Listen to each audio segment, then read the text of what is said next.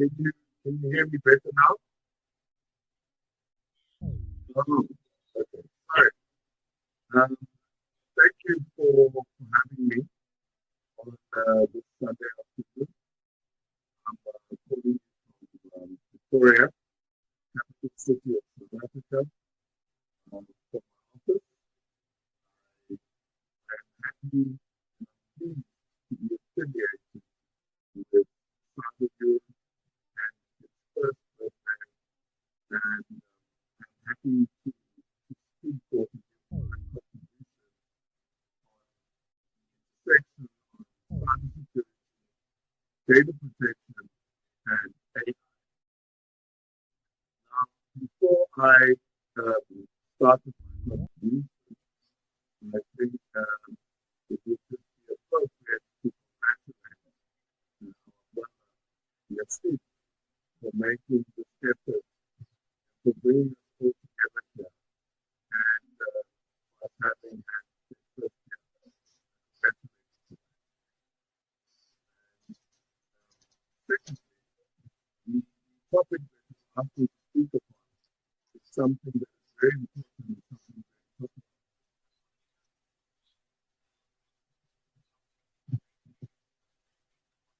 Is it?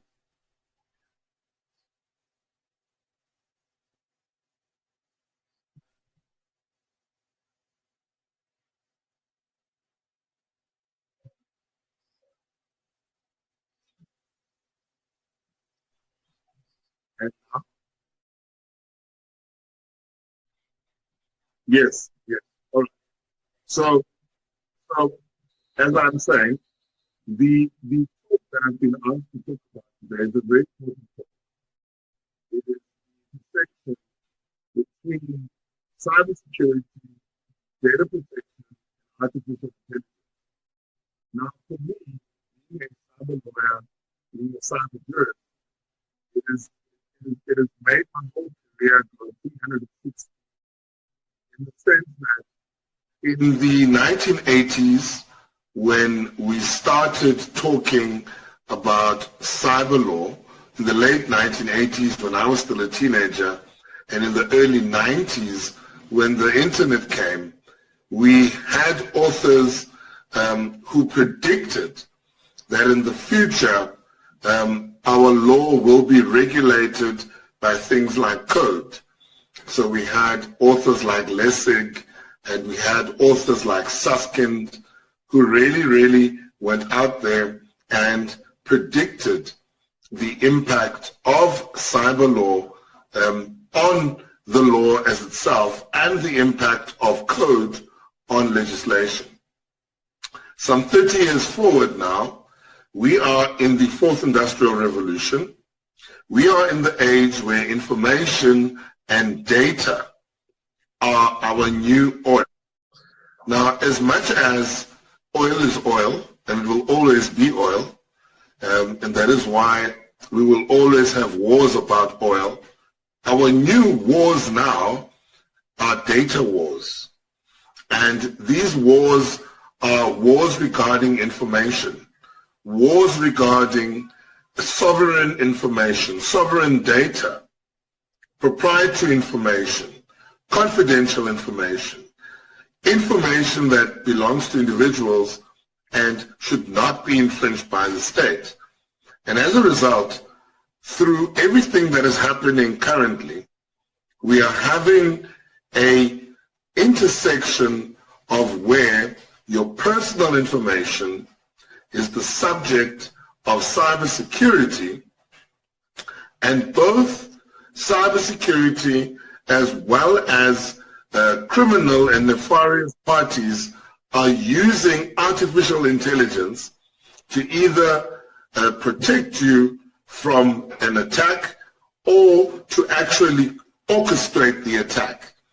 So where do we find ourselves? We find ourselves now in a part where our data has become our most valuable asset. In other words, if I have your data, if I have your information, I can ruin your life, I can extend your life, and I can even regulate how elections may come. I may even manipulate information regarding the voters who are voting for you.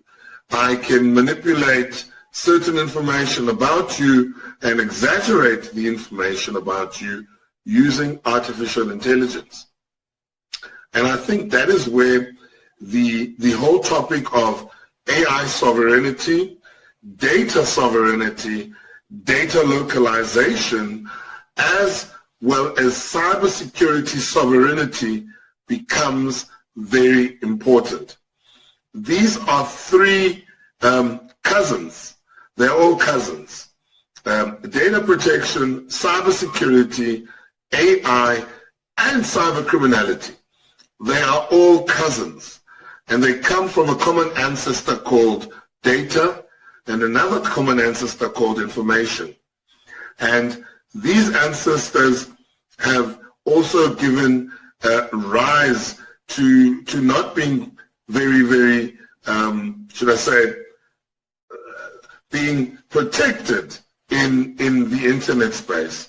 And therefore, these common ancestors that we have are the subject to data breaches, are the subject to algorithm hacks, are the subject to cybersecurity breaches, as well as cyber warfare and other nefarious activities. So what does this mean? It means we can no longer speak about data protection in a vacuum. We can no longer speak about cybersecurity in a vacuum. We can no longer speak about artificial intelligence in a vacuum. Now, artificial intelligence in itself is a great thing. But one thing that we are very oblivious about is that data and information security have always been the subject of algorithms, right? So as early as your 1990s, we have had forms of artificial intelligence. In fact, let us go even back to Turing, to the 1950s, to the actual definition of what is artificial intelligence, right? Artificial intelligence actually refers to the ability of a computer to adopt human characteristics and to solve problems that are previously reserved for human beings. Now, the beauty of this is that we have moved 50 to 60 years. Data, as I said, is no longer data in the libraries, data on your phones, data on the internet systems, data on databases. Countries are fighting each other for their data, right? And how do we do so? We do so in refining our cybersecurity. We do so in refining how we look at cybersecurity. Cybersecurity is no longer their problem. In other words, the ICT department, it is our problem. Cybersecurity concerns us, it concerns our families, it concerns our children, it concerns how we work in our offices, in the courtrooms, it concerns the entire, should I say, information ecosystem, as we would call it, currently in the technological information age. Therefore, things like artificial intelligence, we need to be slow, we need to be cautious in over-adapting artificial intelligence tools that we don't know where they come from, how they've been derived, how they've been programmed, and how they've been deployed, and whether they've been tested effectively. Now, artificial intelligence, and I'm sure other speakers have spoken about this, has really shown its ugly head in our court proceedings. We have lawyers that are using artificial intelligence and no longer their human intelligence to solve lawyers' problems. In other words, clients are coming to us, they're giving us their good money, and we're throwing their problems into artificial intelligence. Wait a minute. We're not just throwing their problems into artificial intelligence, but we're not giving them value for money. And we also don't know what is happening to the data that we have just fed into the artificial intelligence. So not only have we breached confidentiality with our client, but we are also giving inferior legal services. Now, artificial intelligence, the idea behind it was never to replace human beings, but it was there to assist us. Now, with data being, as I said, such a commodity, cybersecurity now is a reality. I remember the days I would get annoyed about two-factor authentication. I would say, but why am I getting two passwords? Why? I would get very annoyed about two-factor authentication. I would get very annoyed about an OTP. I would get very annoyed about various forms of password verification, and because that is where we are right now, right? In a law firm, when you have your client's files, you need to be worried about how you are protecting the confidentiality and the integrity of your client's information. We know with the Panama leaks that it was a law firm that was attacked in the Panama leaks. Yes, we all think when you give your data to your lawyer, it's all safe. Well, let me tell you something, it is not safe. What is even more concerning is that even information that is in our courts may not be safe. I'm not saying anything negative to our honorable judges, but it may be those who are handling the information in the court system that may be creating problems. And we are seeing this in different jurisdictions where we are adopting, for instance, e-justice services and the likes. Very effective, very good, but also, if not checked properly. For instance, in South Africa, we use Court Online and Case Lines, and the last 2-3 weeks haven't been that great. I've struggled to upload pleadings. I've struggled to get court dates. It really hasn't been great, right?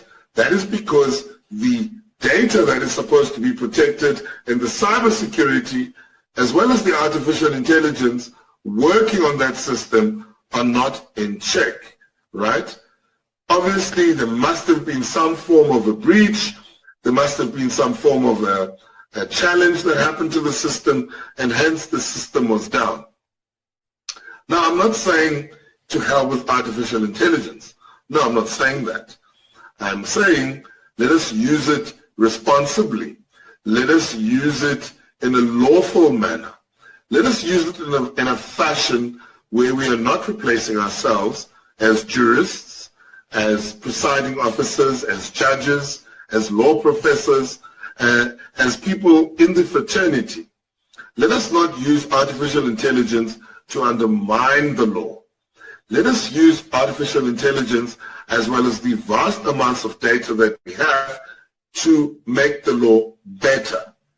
Let us have targeted AI and targeted databases to give proper services and proper results resulting from AI-assisted searches.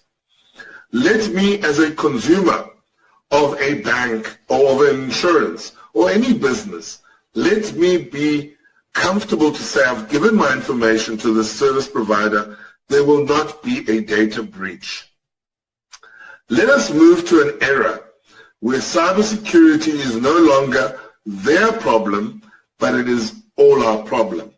Let us teach our children, let us teach our mothers and fathers, let us teach our grannies, let us teach even those who are working in our offices and cleaning our offices about cyber hygiene and proper practices surrounding the protection of personal information, and as well as having technical and organizational measures in place.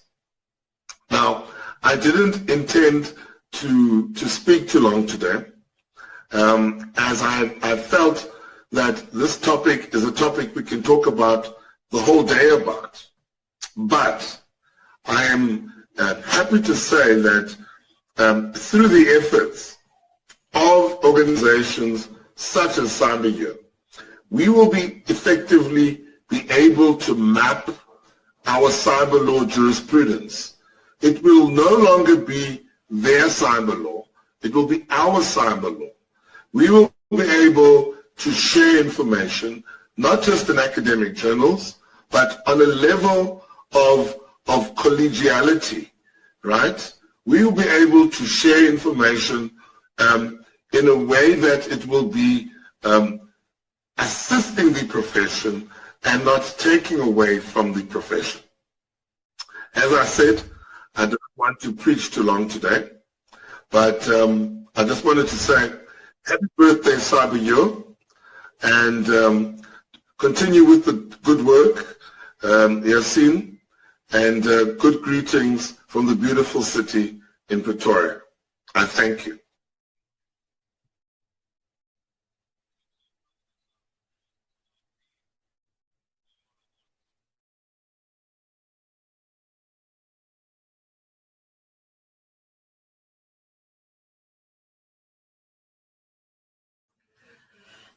Thank you. Hi, everyone. So, not a question, but more of an observation. Like, there's a lot of providers, like Professor mentioned, the service providers, they do use and take our data.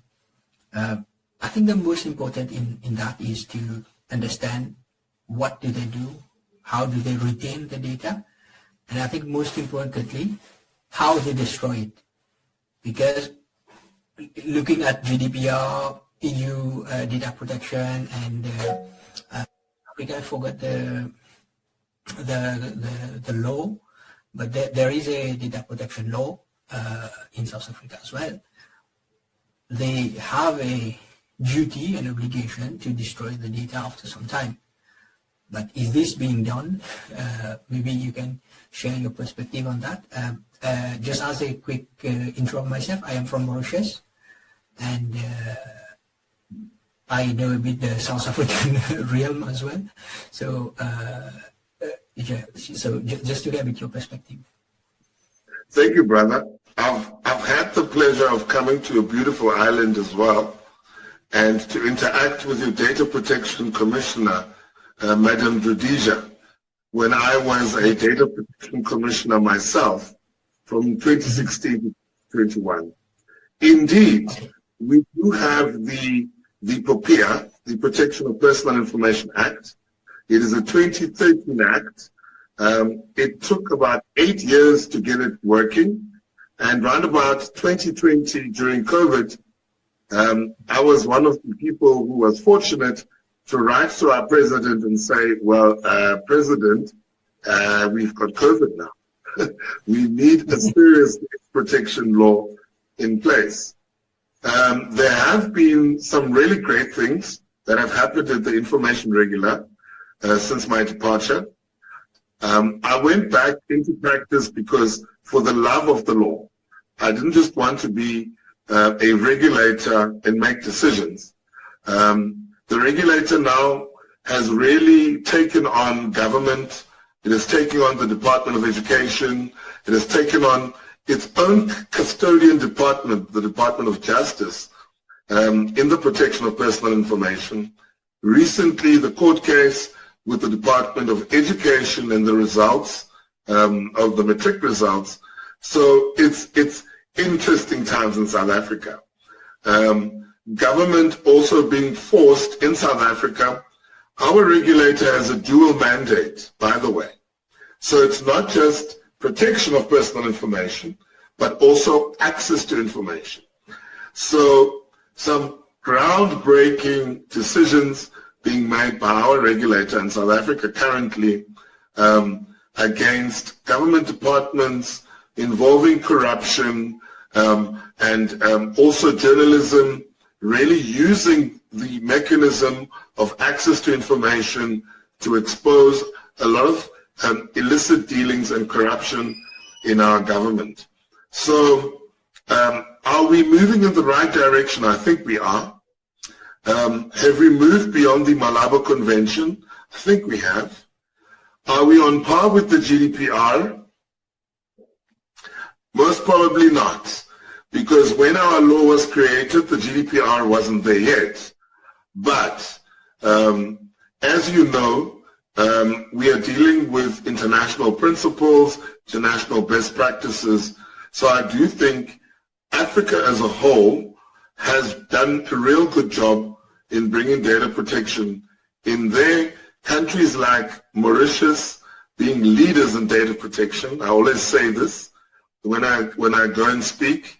People say, that little island, I say, yeah, they've been leading the whole of Africa, right? So, yes, I do think data protection is going in the right direction. But recently, as I said, we've had a couple of mess-ups now with our AI policy in South Africa that was supposedly written by AI itself. So there are some teething problems, but I don't think South Africa and Africa as a whole is lagging behind. I hope that answers the intervention, because it wasn't so much of a question. No, thank you, and I appreciate you know a bit about the data protection laws and measures that we have in Mauritius. Though recently, my take on it is that our law dates 2017, and it's quite old. Because with these new technologies, AI, there are things that the government is trying to improve it, with the AI. And recently I was speaking to a journalist. I think a data protection law in every jurisdiction should be revised maybe monthly, let's say yearly, to not burden. Yeah. You think how fast the technology is growing. Next month, you see some, like we have AI, you have deepfake, you have so many things coming. So it's a law that should be updated more regularly than the others. And maybe one of the things that why Mauritius is quite being a pioneer as well in data protection, because we are also an offshore center. So that also has something to do with it, because we have a lot of investors. We use Mauritius as their preferred jurisdiction to do their investment. I know that because I'm also a barrister here and I practice in those domains as well. And that's why I advocate that for Mauritius, and also to the South African community and all the African community. How we do that, how we adopt, and how we benchmark and become a pioneer ourselves in giving our nation a secure way and a trust in whoever is holding any of our data. Thank you. And I think Harris has something. Yes, I think that has been up for a while. Yeah, no, that's my hand. Yeah, that's me. Hi. Thank you very much for your presentation. It was really interesting. I just had that thought, though, that, until, for the last, let's say, I think 300 years, there was this change that people started, it was institutionalized, I think, through that people would give their labor and they would get currency in return, they would get money in return, and then that became the reality. And then again, in the last 300 years, 400 years, there was a modern state. There was a sort of state architecture that was built upon that change, or more or less. Like, I don't want to insist on this. The other thought that I do want to insist now is that it seems to me that increasingly, without the citizens being asked, information or their discussions, their ideas or our ideas, or what we say, what we ask of our friends, all of this has become the new currency. And also it affects the model of, as we had seen in previous presentations, like what wars are being fought, or whether of what state is, because now we have this new form of currency, which is our conversations, essentially, our ideas without us being asked about them. it's being dealt by, or it started being held by, and the traditional states are playing catch up to private corporations who started this model.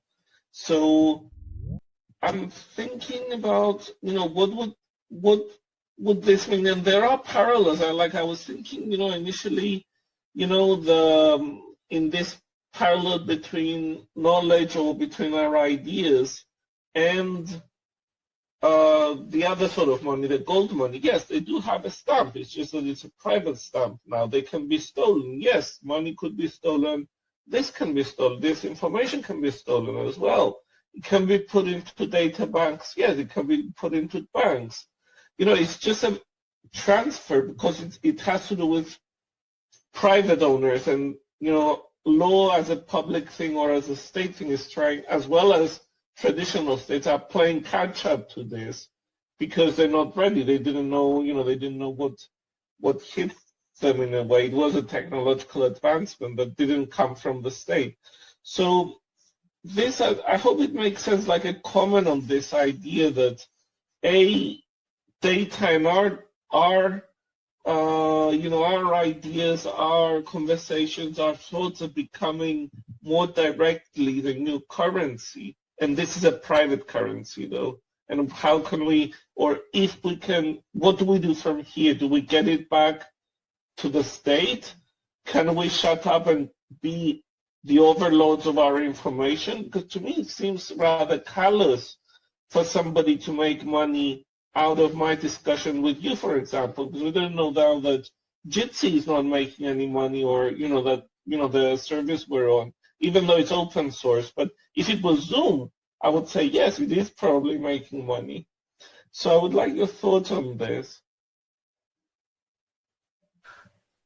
Funny enough, earlier on I was sitting with one of my cousins, and I was telling them about my cyber law journey, and about how information at some stage was weaponized in Africa during the Arab Spring. Yes, I actually thought about that, Tahrir Square and all of that, and how information was used to cause a whole revolution.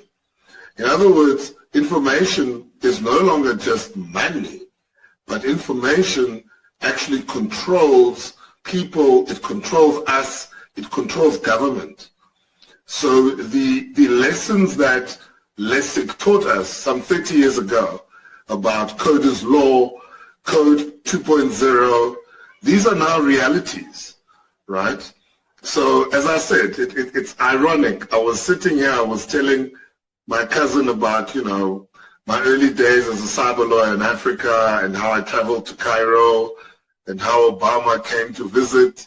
A lot of things interacted at the time.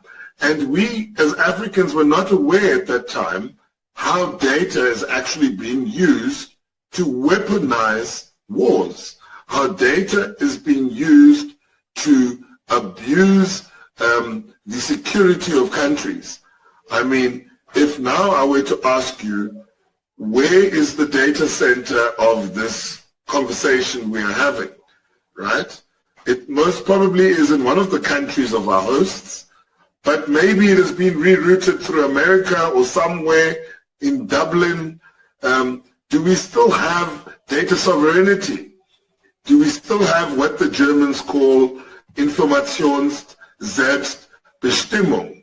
Do we still have the control over our data and our information? I know it's a conversation that you and I are probably going to take offline, but I think we hit it on the nail. Yassine, I see we are working with